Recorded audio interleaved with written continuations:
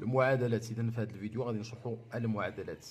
غنشوفوا الاخطاء اللي تيديروا التلاميذ بالنسبه للمعادلات. اذا خصكم تنتبهوا لهاد الاخطاء باش ما تبقاوش ديروهم وباش تعرفوا الدرس ديال المعادلات. كيف ما كتعرفوا الدرس ديال المعادلات كاين عند الاولى اعدادي، الثانيه اعدادي، الثالثه اعدادي، يعني تيكون عندهم في هذا الاول ديال الدوره الثانيه. كيف ما قلنا دروس الدعم عبر الواتساب اللي بغا يتسجل معنا يتواصل معايا في هذه النمره هذه. وكيف ما قلنا بالنسبه للمعادلات، المعادله هي كتكون عندنا واحد المتساويه تيكون فيها واحد المجهول، خاصك تقلب على هذاك المجهول شحال كيساوي. وكيفاش كتلقى انت هاد اكس شحال كيساوي؟ بحال قلنا شكون هو العدد اللي الا ضربناه في جوج وزدنا عليه 5 كيعطينا 9.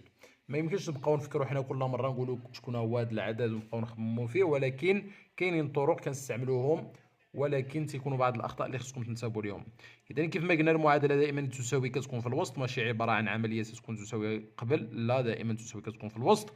وباش نربطوا ما بين السطر الاول والسطر الثاني كنقولوا بالفرنسيه قلنا ولا بالعربيه لدينا، يعني بالتالي اتسيتيرا. قلنا عندنا هذه المعادله هذه اشنو غنديروا؟ اول حاجه عندنا هاد زائد 5 غنردوها للطرف الثاني غتولي ناقص 5.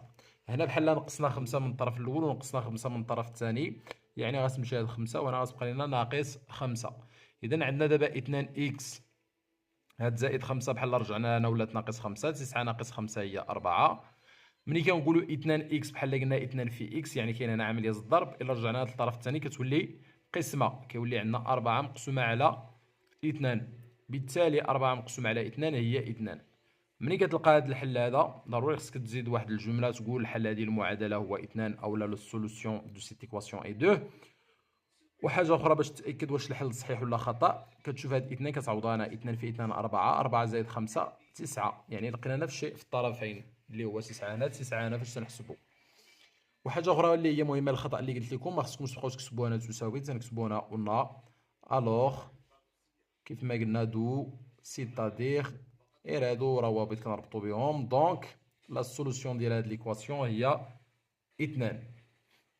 الى عندنا معادله، علاش خديت هاد المعادله في الاول؟ هذه فيها الزائد مع فيه، هذه اذا خديت فيها ناقص مع قسمه باش تعرفوا اش تيوقع بالنسبه للعمليات كاملين. قلنا بالنسبه للزائد كتولي ناقص، بالنسبه للضرب قسمه، ناقص هنا غتولي زائد والقسمه غتولي ضرب. وكيف ما قلنا دائما تساوي كتبقى في الوسط، كيكون عندنا اكس على 3 كيساوي 13، هاد ناقص 7 غتولي زائد 7، كيولي عندنا اكس على 3 كتساوي 20، 13 زائد 7 هي 20. وهاد القسمه الى رديناها للطرف الثاني قلنا غتولي ضرب، اذا 20 في 3، 3 في 20 هي 60. اذا كنلقاو في الاخير بان حل هذه المعادله هو 60. وباش نتاكدوا غنعوضوها هنا، 60 مقسومه على 3 هي 20، و20 ناقص 7 هي 13. وكيف ما قلنا دائما ضروري نديروا هاد قلنا الو دونك سيتادير هنايا باش نربطوا ما بين السطر الاول والسطر الثاني وما نبقاوش نديروا تساوي هنايا. وانتبهوا واحد العدد الا رديناه للطرف الثاني هنا راه ما تيبقاش هنا في الطرف الاول، هذا رديناه عاوتاني مادام هو باقي هنا راه ما خصوش تكتب هنا، وملي كتردوا هنا ما تيبقاش عندنا في الطرف الاول، حيت قلنا باش تحيد هاد ناقص 7 هادي راه غنزيدو هنا 7 ونزيدو 7، وهاد ناقص 7 زائد 7 راه غتمشي غتبقى غير هاد زائد 7 في الطرف الثاني. بالنسبه للقسمه بحال غنضربو هنا في 3 ونضربو هنا في 3، هاد 3 غتختزل مع 3 غيبقى اكس، و20 في 3 هي 20 في 3 اللي عطاتنا 60. اذا هادشي بالنسبه للدرس ديال المعادلات، حاولنا نشوفوا هادشي الاولاني. اللي عنده شي سؤال ولا اي حاجه مرحبا يدوز للواتساب كيف ما قلت لكم 06 26 34 85 89، او لا 06 20 94 89 29.